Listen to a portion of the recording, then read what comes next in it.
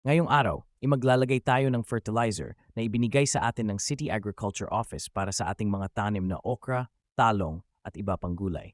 Napakaswerte natin dahil may suporta tayo mula sa ating lokal na pamahalaan sa pagpapabuti ng ating mga tanim. Ayan mga ka-gardeners, napakadali ang paglalagay ng fertilizer na bigay ng City Agriculture Office. Maraming kaming mga tanim maliban sa talong at okra ay mayroon pang sili, saging kamoteng kahoy, papaya, mulberry, gabi ginger at calamansin na ipapakita ko sa susunod. Sana ay makatulong ito sa pagpalago ng inyong mga gulay para mas masaganang ani ang ating makamit. Tandaan, alagaan natin ang ating mga tanim at sila ay magbabalik ng masaganang biyaya sa atin. Salamat sa panood. Kung nagustuhan ninyo ang video na ito, huwag kalimutang mag-like at mag-subscribe para sa iba pang gardening tips.